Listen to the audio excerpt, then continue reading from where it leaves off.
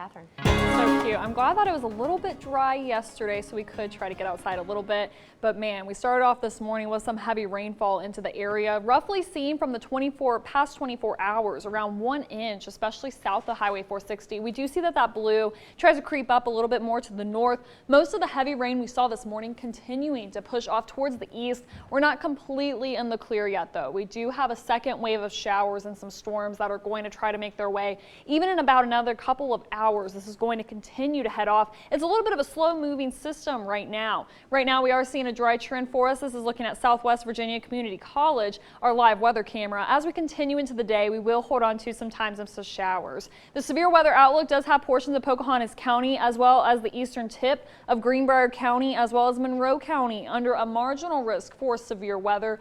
The rest of the viewing area is under a thunderstorm potential today. So we could still have a few storms try to come through over top of the area, especially in the next couple of hours with that next system.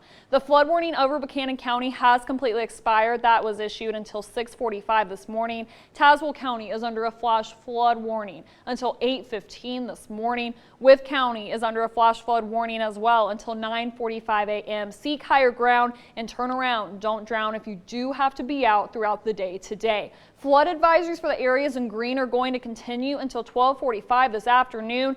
Flash flood watch for Greenbrier, Summers, Monroe, Giles, Mercer, Bland, Wythe, and Tazewell County will continue until 9 a.m.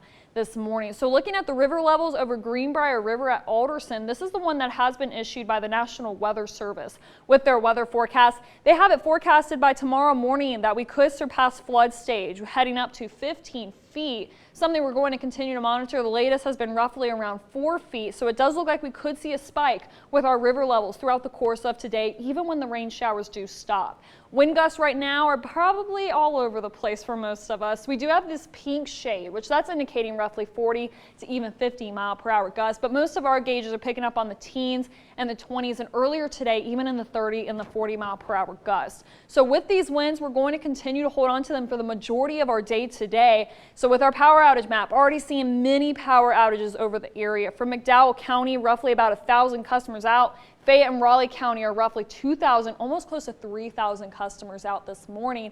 Tazewell County, a little over 1,000 customers out for us. A high wind warning is issued for Pocahontas County until 8 p.m. tonight. Gusts could hit up to 60 miles per hour. The rest of the viewing area is under a wind advisory for Greenbrier, Summers, Mercer, Tazewell on over to the east. This will be active until 4 p.m. for the western slopes, active until 8 p.m. for us tonight. Our temperatures right now are sitting into the 50s and the 60s. We won't see much of a warm up throughout today or a cool down. That's where our temperatures are basically going to be headed, is what we're seeing right now. Do have a chance for some showers and some storms throughout the morning and the early afternoon, but then showers should gradually taper off as we head more in the later afternoon. Here's that second line that's going to push through, providing us some more rain showers and even a storm or two today. Mostly dry though overnight tonight with partly cloudy to mostly clear skies.